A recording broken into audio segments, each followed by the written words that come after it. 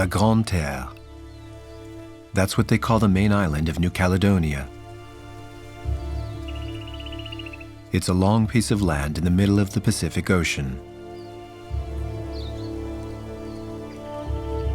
The mountainous spine that divides the island is home to the mountain clans.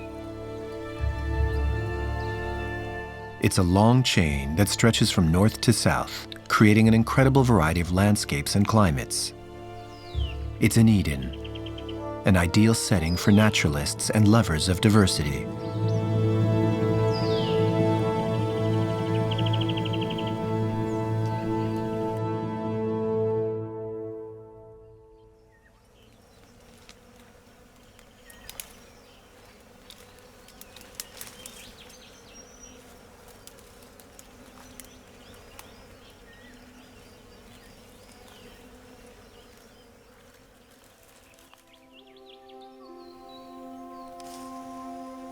It may not look that way, but hunting, like fishing, has never been a leisure activity for the Kanaks.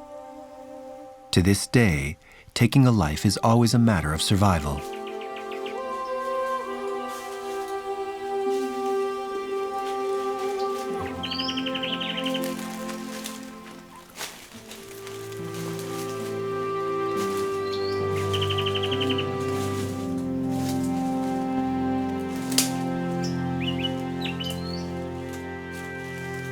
As I wait to see where this man's trail will lead me, I gaze at the branches of a sacred banyan tree as they drop from above and writhe like snakes along the ground, before plunging silently into the earth to turn slowly into roots.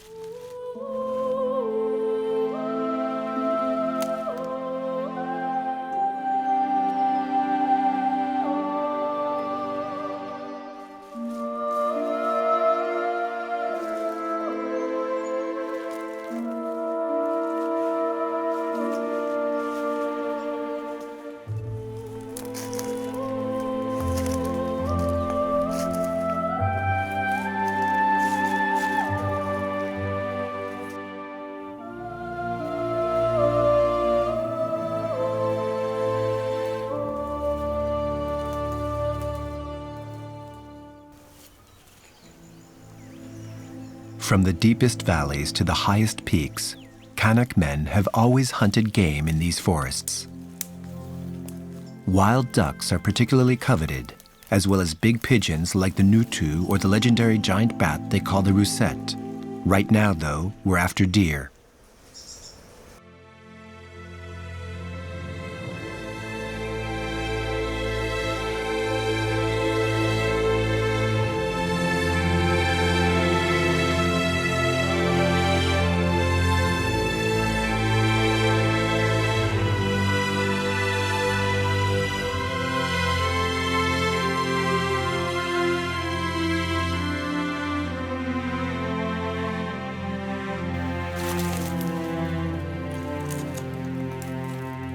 You can't win them all, though, and this time the animal got lucky.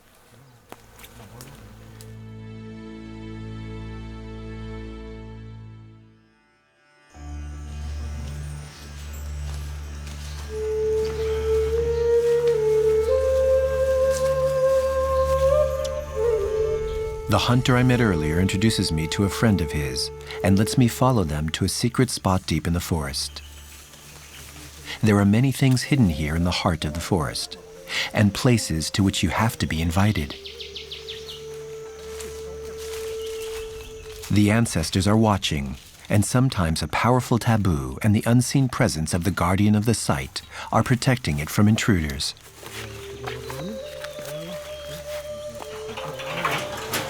I'd probably never have found this place without a guide. Without permission, I'd never have been able to set foot on it.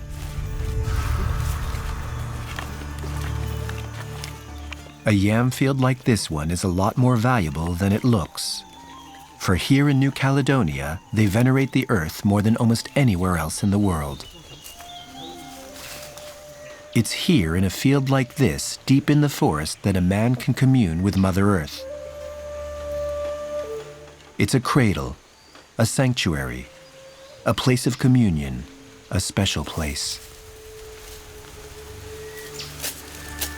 They've probably been searching these furrows here for almost a year. A few ritual stones are slowly leaking out their magical power to the yams.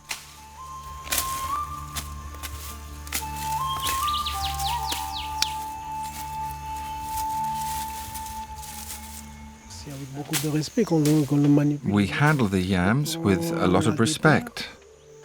We have to kneel down to dig them up.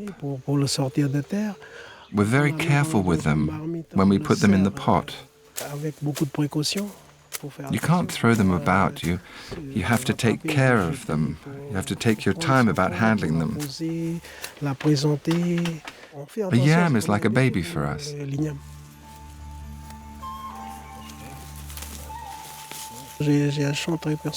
My field's very special to me. I worked very hard last year to establish it. I've got about 100 plants that I use only for formal occasions. I harvest them myself. I've picked about 600 kilos. I feel strong when I'm in my field. I feel the ancestors there, all around me, because the yam is a living presence according to our customs and traditions. For us, it's a matter of respect to nod to someone when you meet them. But it's even more so with the yams because you have to actually kneel down to pull them out of the earth. It's like going into a house. You have to bow down, and there's a sign of respect. The yam is a very powerful symbol in our local customs and ceremonies. With a yam, you can ask forgiveness. You can court a girl from another clan. A yam can be an offering to another clan.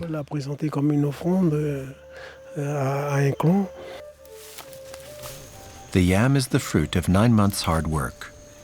But it's not simply a root vegetable. It's a part of the dialogue between a man and the earth. As it grows, it feeds on the ancestral soil until it becomes the incarnation of the spirit of the ancestors.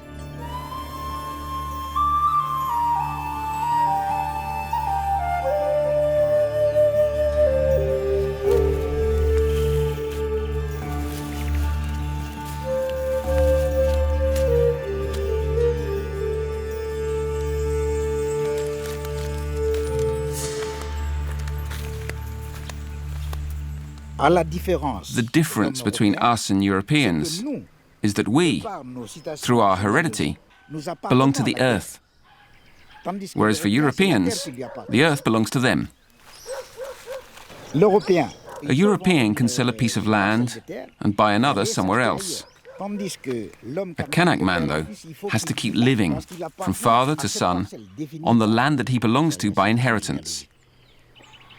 That's the difference.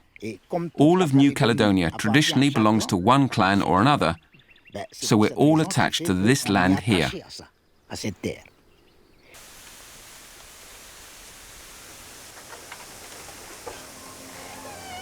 The bamboo branches all creak in the wind like the bridge of an old ship. It makes me think of the vessel of a great navigator plowing through the waves to discover this land.